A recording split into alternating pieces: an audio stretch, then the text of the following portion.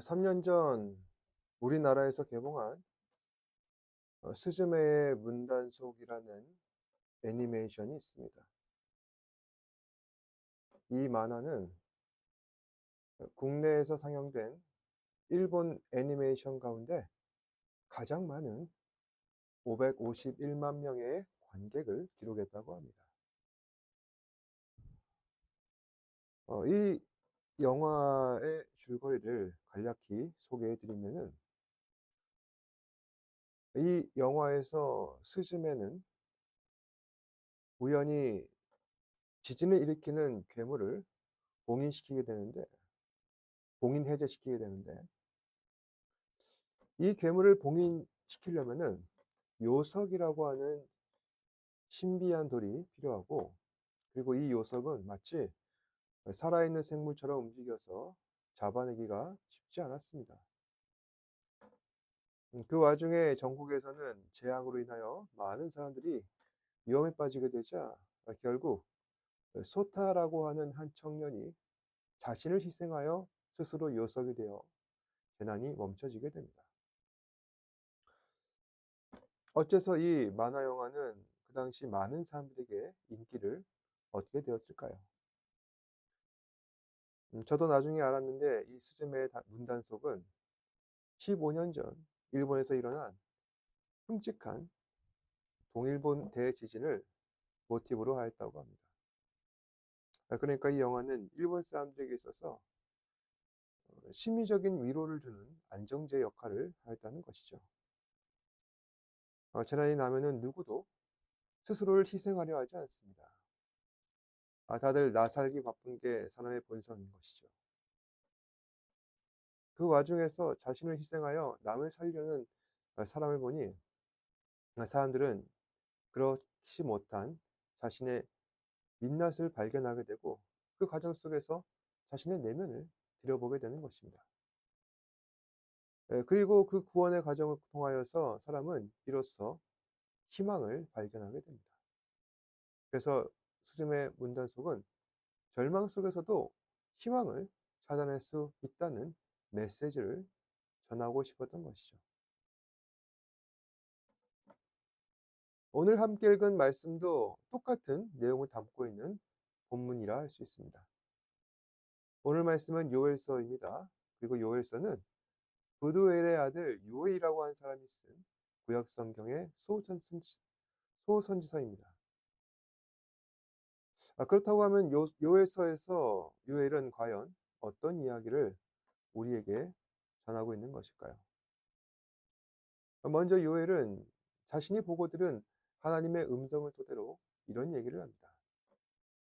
팥중이가 남긴 것을 메뚜기가 먹고, 메뚜기가 남긴 것을 느치가 먹고, 느치가 남긴 것을 황충이 먹었도다.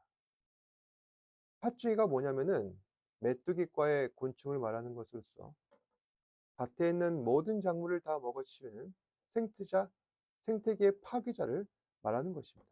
그러니까 사절 말씀이 이런 것이죠. 요엘은 하나님의 음성을 듣고 오곡백가가 넘치는 어느 풍요로운 밭을 보게 됩니다. 그런데 그 밭에 팥중이가 몰려오고 있죠. 팥중이는 작물을 뜯어먹습니다. 그러자 그 밭은 엉망이 되어버립니다. 그런데 이제 팥중이가 떠나자 그 뒤에는 메뚜기가 오게 됩니다. 메뚜기 역시 팥중이가 먹고 남긴 것들을 다 먹어치웁니다. 이제 메뚜기도 팥중이처럼 지나가고, 이번에는 느치가 옵니다. 느치는 유충 상태의 메뚜기를 말하는 것으로서 느치 역시 먹성에 있어서는 메뚜기에 뒤지지 않습니다. 느치도 메뚜기가 남긴 모든 것을 다 먹어버리고 그도 떠나가 버립니다. 이번에는 황충이 옵니다. 황충은 메뚜기의 완전 변태 단계의 성충으로서, 황충은 보통 무리를 지어서 다니기 때문에 가장 파괴적인 곤충이라고 합니다. 그 역시 먹성도 대단해서 하루에는 자신의 몸무게의 2배 이상을 먹는다고 하죠. 그러니 모든 것을 다 먹어치운 다음에 이 황충이 왔으니 그 밭은 이제 끝난 거나 마찬가지라는 것이죠. 요엘서 1장 4절에서 요엘이 보았던 이 장면은 과연 어떤 의미일까요? 하나님께서는 요엘에게 하나님의 심판이 나타날 때 이와 같다는 것을 우리에게 보여주고 싶었던 겁니다. 사람들은 하나님의 심판하면은 상투적이고 현실감이 없어서 이 심판에 대해 두려워하지 않는 경향이 있습니다. 그런데 하나님께서는 심판을 두려워하지 않는 자들에게 그 심판의 무서움을 1장 4절 말씀을 통해 설명하신 겁니다. 한마디로 하나님의 심판은 무자비하다. 300이라고 하는 영화에서 보면은 스파르타의 전사들이 적군들을 멋지게 쓰러뜨린 다음에 아직 죽지 않고 쓰러져 있는 적군들을 일일이 확인하면서 창으로 찔러 죽이는 장면이 나옵니다.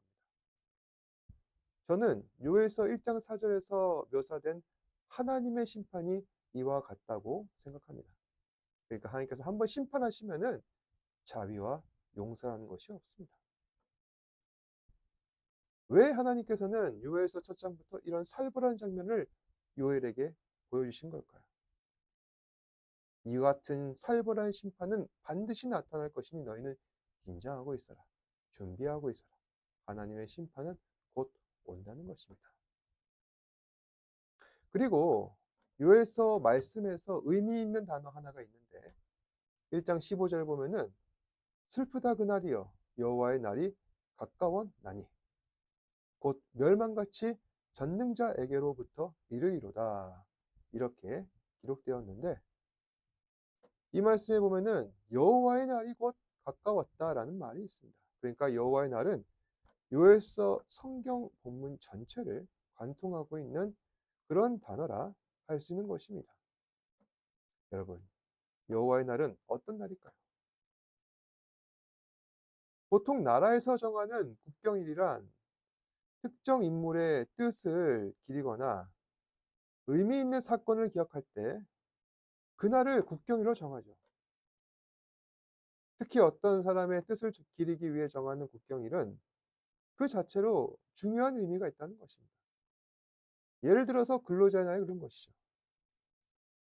근로자의 날은 노동의 가치를 확립하고 일하는 사람들의 자유와 인권을 보장하기 위한 그런 날이라 할 수 있습니다. 그래서 그것을 다시 한 번 더 생각하고 기념하기 위해 지정된 날인데 그렇다고 한다면 여호와의 날은 어떤 날이죠? 하나님의 지으심을 받은 피조물이 우리에게 있어서 매 순간이 여호와의 날이 아니겠냐는 이야기입니다. 이 말인즉 결국 여호와의 날은 하나님을 주인으로 섬기며 하나님께서 내 삶을 주도하셔야 한다는 것을 기억하는 날이 여호와의 날이라 할 수 있는 것입니다. 네, 그런데 15절의 말씀 보면은 여호와의 날은 어떻습니까? 슬픔과 애도로 가득 찬 날로 묘사됩니다. 그러니까 여호와의 날은 하나님을 주인으로 섬기며 내 삶을 주도해 나가는 그런 날이 아니라 나를 심판하시는 날, 나의 모든 삶을 불태우시고 나에게 고통 주시는 그런 날로 묘사되고 있다는 것이죠. 그러니까 여호와의 날은 1장 4절 말씀에서처럼 팥중이, 메뚜기, 느치, 황충이가 몰려와 모든 것을 뜯어먹고 전멸시키는 무자비한 심판의 날로 생각하라는 것입니다. 왜 하나님께서는 이런 살벌한 말씀을 요엘 선지자를 통해 전하시는 걸까요? 너희는 하나님의 심판을 우습게 여기지 마라. 하나님의 심판은 우리를 겁먹게 하시려고 없는 얘기를 지어낸 그런 날이 아니다. 오랜 역사 속에 하나님의 심판은 실제로 존재해 왔었고 앞으로도 반드시 일어날 것이니 여호와의 날은 반드시 올 것이므로 너희는 지금이라도 대비하고 있으라는 것이 바로 요엘서의 말씀을 전한 하나님의 뜻이라는 것이죠. 그러면 하나님께서 여호와의 날 선언하신 것을 통해 앞으로 우리에게 나타나게 될 일에는 과연 어떤 게 있을까요? 먼저 여호와의 날이 임박함을 믿고 그 믿음을 따라 우리가 보여줘야 할 마음의 변화와 태도가 중요하다는 것입니다. 하나님의 심판이 임박했다. 그러면 가장 먼저 우리는 과연 하나님 앞에서 범죄한 사실은 없는가? 나의 말과 행실에서 하나님의 뜻을 어긋나게 한 것은 없는가? 만약 하나님을 거역한 사실들이 우리에게 생각나게 된다면 즉시 회개해야 할 것이다. 그런데 여러분, 회개란 무엇입니까? 나의 죄를 깨닫고 내가 더 이상 범죄하지 않기로 결단하는 것이 회개를 할 수 있는 것이죠. 하나님께서 여호와의 날을 선언하신 것은 우리에게 회개를 기대하셨기 때문에 이 선언을 하신 겁니다. 그러면 어떻게 해야 회개를 이룰 수 있게 될까요? 우리의 힘과 노력만으로 안 되죠. 반드시 하나님의 섭리와 도우심이 있어야 한다는 것입니다. 그래서 요엘서 2장 28절에는 이렇게 전합니다. 그 후에 내가 내 영을 만민에게 부어주리니 너희 자녀들이 장래일을 말할 것이며 너희 늙은이는 꿈을 꾸며 너희 젊은이는 이상을 보며 그때 내가 또 내 영을 남종과 여종에게 부어주리니 내가 이적을 하늘과 땅에 베푸리니 곧 피와 불과 연기 기둥이라 여호와의 크고 두려운 날에 이르기 전에 해가 어두워지고 달이 핏빛같이 변하려니와 누구든지 여호와의 이름을 부르는 자는 구원을 얻으리니 이는 나 여호와의 말대로 시온산과 예루살렘에서 피할 자가 있을 것이며 남은 자 중에 나 여호와의 부름을 받은 자가 있을 것입니다. 여기서 그 후에라는 말이 있는데 이건 메뚜기의 심판이 임한 여호와의 날이 지난 후를 의미하는 것으로서 재앙이 지나간 후에 될 일들을 다루고 있는 것입니다. 그럼 어떤 일이 벌어집니까? 28절에 내 영을 만민에게 부어준다 했습니다. 여기서 내 영이란 하나님의 영을 의미하는 것으로서 성령을 뜻합니다.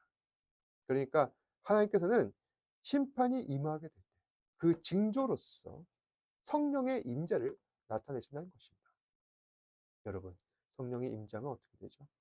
성령이 임하면은 그 사람에게 하나님을 향한 믿음이 생기게 되는 것입니다. 그러면 또 어떻게 됩니까? 믿은 사람은 구원을 받게 된다는 겁니다.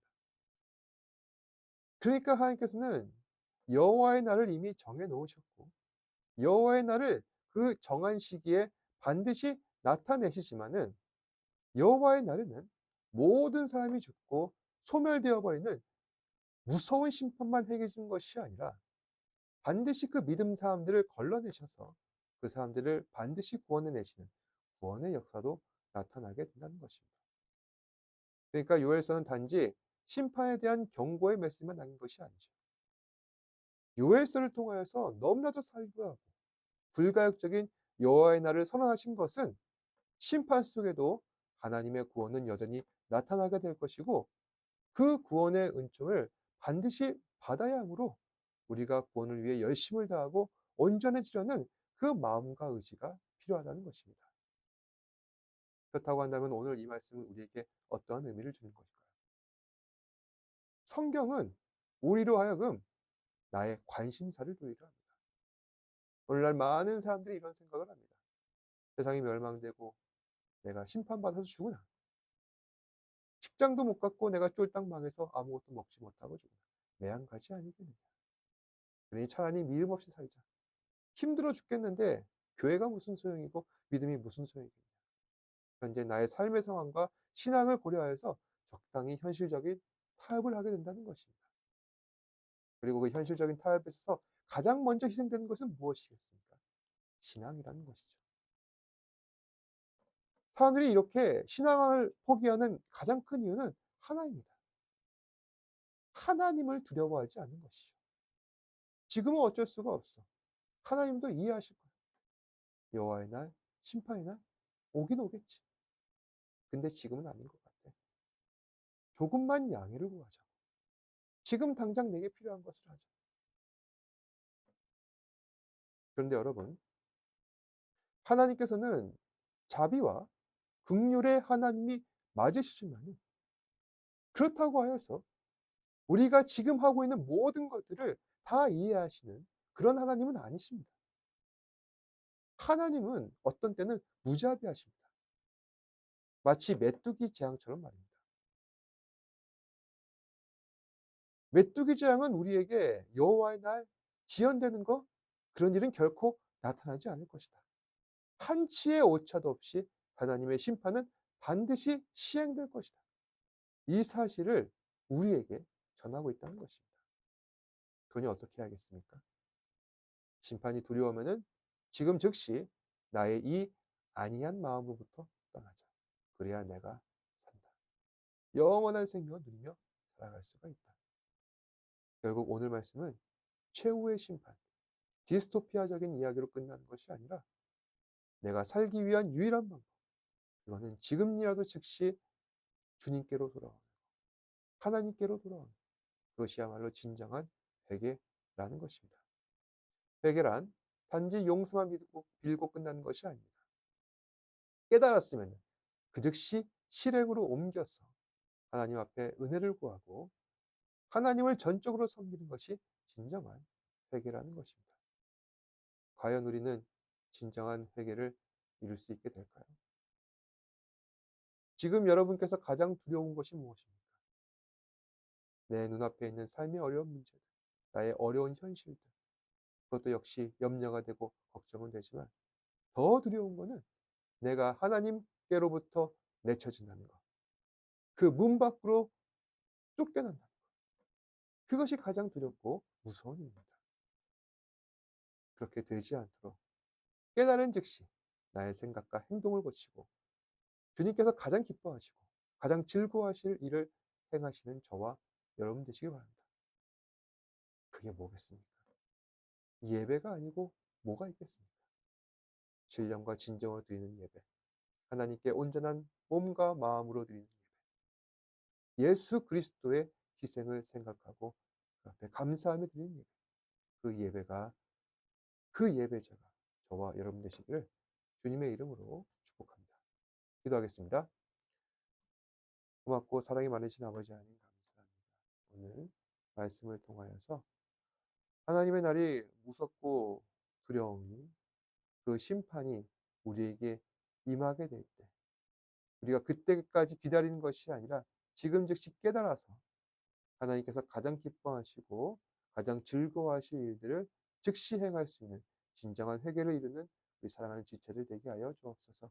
우리의 삶의 걱정은 내 삶의 어려운 문제들, 또한 내가 염려하는 것이 아니라 내가 행여나 주님 문 밖으로 쫓겨나지 않을까, 내쳐지지 않을까, 그것을 먼저 두려워하게 하시고 내 영혼의 만족을 주시는 하나님 앞에 온전히 엎드려 주님 앞에 하나님의 은혜를 구하는 우리 사랑하는 지체들 되게 하여 주옵소서.